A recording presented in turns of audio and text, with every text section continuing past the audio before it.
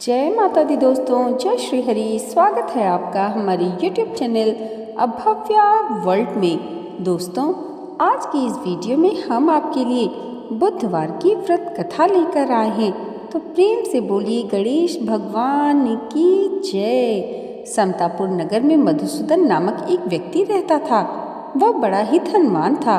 मधुसूदन का विवाह बलरामपुर नगर की सुंदर लड़की संगीता से हुआ था। एक बार मधुसूदन अपनी पत्नी को लेने बुधवार के दिन बलरामपुर गया। मधुसूदन ने पत्नी के माता पिता से संगीता को विदा कराने के लिए कहा। माता पिता बोले, बेटा आज बुधवार है, बुधवार को किसी भी शुभ कार्य के लिए यात्रा नहीं करते। लेकिन मधुसूदन नहीं माना। उसने ऐसी शुभ अशुभ की बातों को न मानने की बात कही। दोनों ने बैलगाड़ी से यात्रा प्रारंभ की। 2 कोस की यात्रा के बाद उसकी गाड़ी का एक पहिया टूट गया।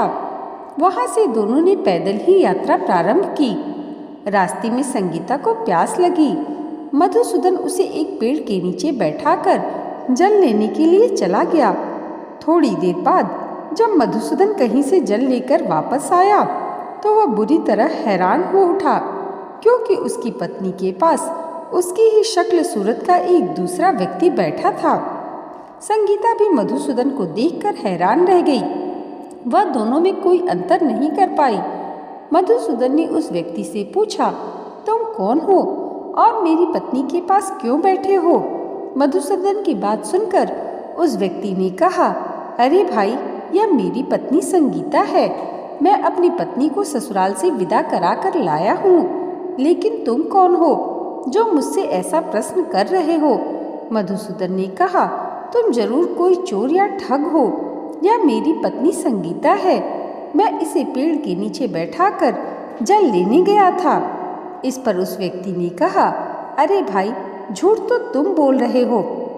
संगीता को प्यास लगने पर जल लेने तो मैं गया था। मैंने तो जल लाकर अपनी पत्नी को पिला भी दिया है। अब तुम चुपचाप यहाँ से चलते बनो, नहीं तो किसी सिपाही को बुलाकर तुम्हें पकड़वा दूंगा। दोनों एक दूसरे से लड़ने लगे। उन्हें लड़ते देख बहुत से लोग वहां एकत्र हो गए। नगर के कुछ सिपाही भी वहां आ गए। सिपाही उन दोनों को पकड़कर राजा के पास ले गए। सारी कहानी सुनकर राजा भी कोई निर्णय नहीं कर पाया। संगीता भी उन दोनों में से अपने वास्तविक पति को नहीं पहचान पा रही थी। राजा ने दोनों को कारागार में डाल देने के लिए कहा। राजा के फैसले पर असली मधुसूदन भयभीत हो उठा। तभी आकाशवाणी हुई, मधुसूदन, तूने संगीता के माता पिता की बात नहीं मानी और बुधवार के दिन अपने ससुराल से प्रस्थान किया। यह सब भगवान बुद्ध देव के प्रकोप से हो रहा है।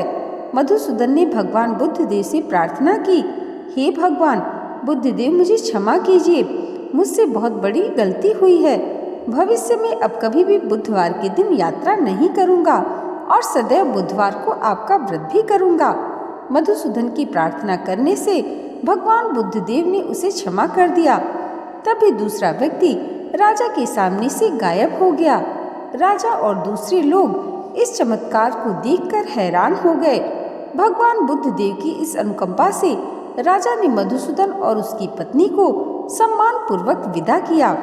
कुछ दूर चलने पर रास्ते में उन्हें बैलगाड़ी मिली। बैलगाड़ी का टूटा हुआ पहिया भी जुड़ा हुआ था।